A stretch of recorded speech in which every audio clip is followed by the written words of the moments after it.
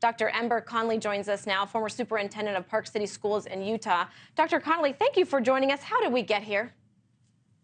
You know, I think the pure nature of teenagers and how schools continue to be the hub of what's happening in the community. And we continue to have schools be that point of those impulsive decisions that teenagers are trying and doing.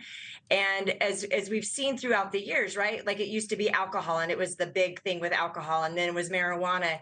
And in the last few years, as with the opioid crisis continuing and with fentanyl coming online, it has created such an increase in danger where that impulsive decision making or that just trying to do new things that they shouldn't be doing has really wreaked havoc in our schools. But when we hear from officials, they're focusing so much on the border.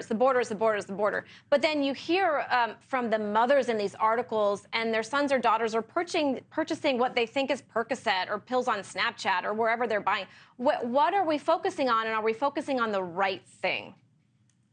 You know, it always comes back to education is key.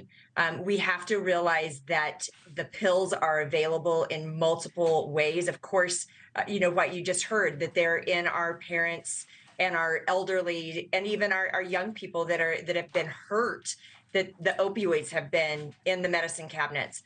But the access of being able to get these drugs, I can guarantee that you could probably go to a group of 8th graders and they would be able to tell you who has the drugs and where to get them.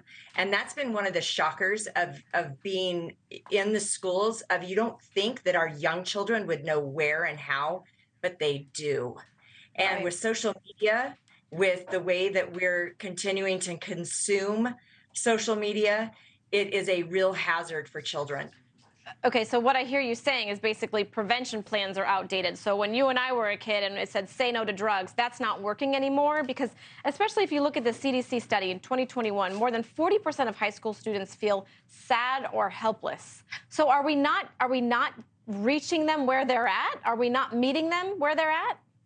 I would have to say absolutely we're not meeting them where they are. As we look at our mental health crisis in the United States, as we look at the suicide rates in every state, suicide has, you know, increased. Children are self-medicating with things that they have no idea the consequences of what is in them. You know, take out the party scene and really just that feeling of I want to feel better. And I've heard that pills might help. Okay, so when we talk about prevention, when we see these millions and millions of dollars that the government is focusing on education and awareness, is that a step in the right direction? Are you pleased with that? Oh, absolutely. I mean, this never even was this was not a conversation even 10 years ago. And at least now it's on the table. Our president is talking. So it's coming from the top down, and now it's got to come from the bottom up, where communities get involved with the risk factors of our children. And this is a major risk factor in every single community. And if there's one thing I could say is this does not have borders within socioeconomic divisions, racial divisions. This is hitting every single area of children. Right. And students. And so the number one thing we can do is say, first of all, we have an issue. We have a critical issue.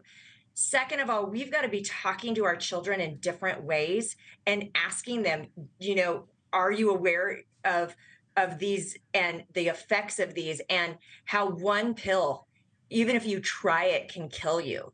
And yeah, exactly. These are the conversations that teachers are having to have. We're having to change our health curriculum, starting at 3rd and 4th grade with addiction.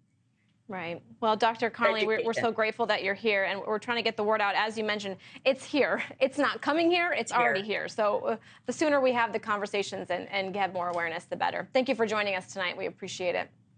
Thank you.